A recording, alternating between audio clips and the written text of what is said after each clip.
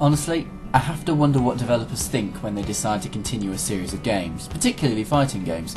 Surely when you see a series on a system doing so much better than yours, you have to, wonder why it's doing so much better than yours. Take the Toshinden series of games. Actually, please, just take them. They're fucking terrible. Yeah, I went for the jugular really early this time. There's no way of saying this, but when there's Tekken and Soul Blade on the same system as your game, you really are going to have to do something really amazing to make your game stand out. However, I say that, but to be fair, it does stand out because it's really bad. It is an exceptional achievement to actually make a game series worse with each iteration, and I'm never even touching Toshinden 4 again, but somehow Toshinden manages it. Toshinden 2 wasn't a huge downgrade, but 3 just cut the game into small chunks, got rid of some of the better parts, and then just hoped for the best. Or worst. Either way. KOing itself without even trying, let's find out what this gubbins is all about, eh? I mean, it sort of has a story. Fighting games invariably do.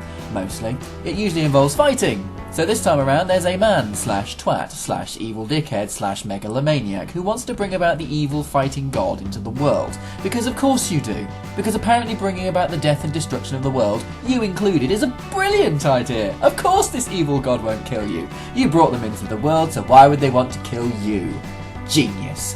In order to do this, they need to find a decent enough sacrifice slash vessel for the god and choose a man named David. Surprisingly, this is not my dad, but he is a British character who fights with a chainsaw.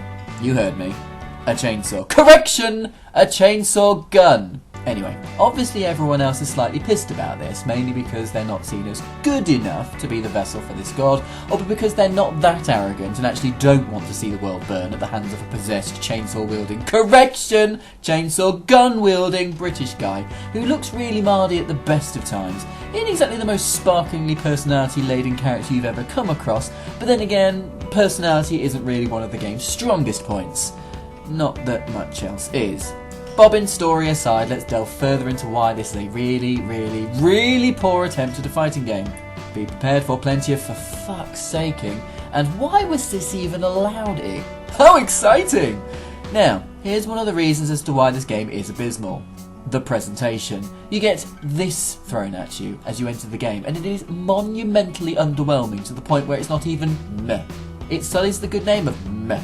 It's atrocious to think that the third game in a series of fighting games finds this acceptable. It's not. It is nothing short of lazy design, and even worse, it's low-res and bland. The character art isn't awful, but it's so pixelated you can barely see it.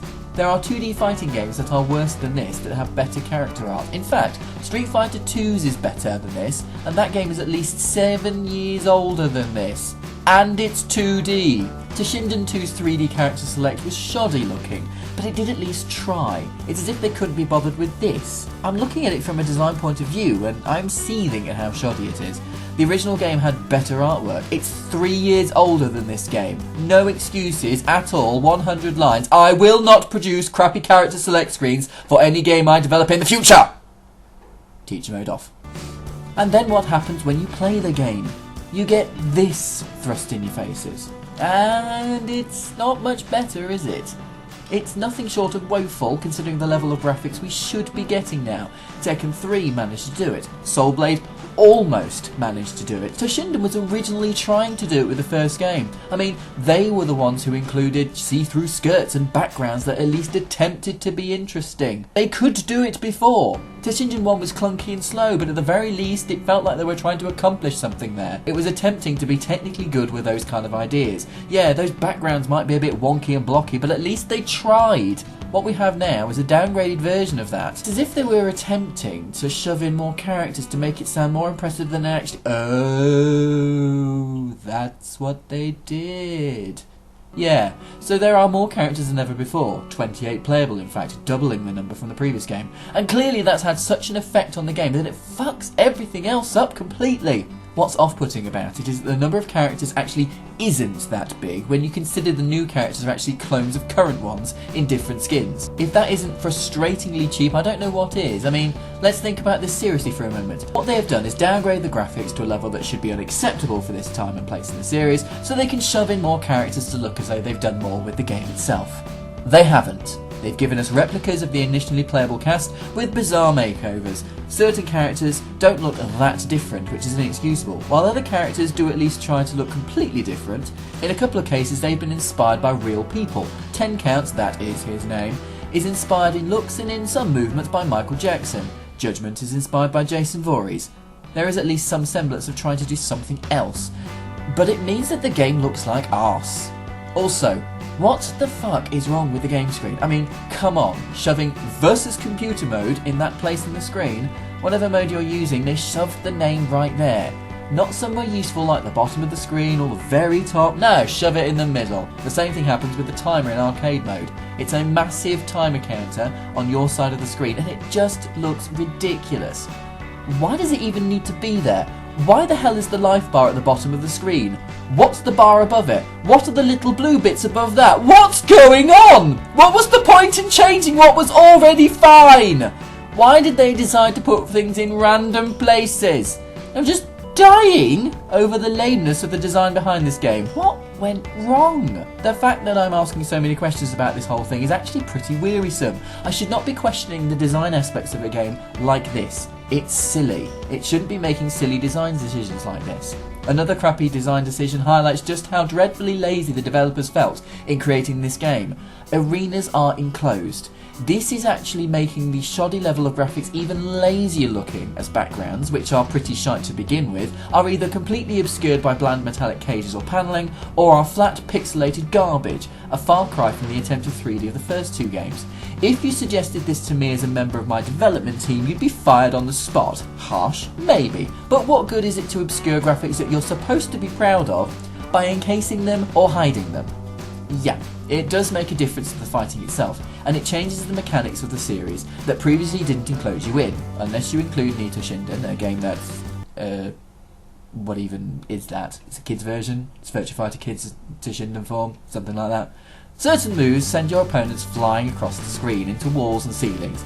If an attack sends your opponent up to the ceiling and it bounces back down on top of you, you take damage too. The problem is that sometimes that can seem entirely random. It depends on the attack. You might need to move away from it, or you might need to not move away from it. It'll hit you. Oh, don't worry, it'll hit you. You don't need to worry about it at all. I'm so pleased that such a mechanic exists. Yeah, it should happen because of course it should. If it wasn't so random, it'd actually feel fairer. Also, what the fuck is going on with the camera? It ends up all over the place most of the time. It ends up behind your character. It's so random that it ends up all over the shop. It's like it's free roaming around. They probably stuck the camera on a rat and let them run loose in the arena.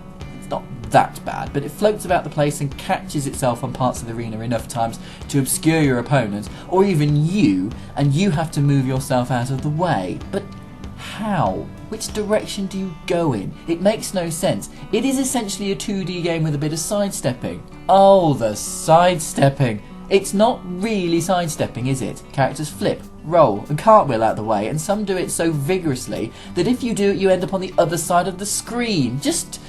what? Ugh. Fuck it. I'm done with this whole thing. No game, especially the third game in a series, should be allowed to get away with thinking this is acceptable. Hell, if you gave us Toshinden 2 again with maybe an extra character, that would have been more acceptable than this garbage. In terms of gameplay, it's clunky as hell, slow moving, a button mashing mess of very little skill, and it looks like someone chucked you into a dump and made you fight your way out of it. And that's what it feels like to play. You've basically been thrown into a dump and have to get out of it. Do you know what it's called? It's called turning the game off and playing something else instead. See? Problem solving at its finest.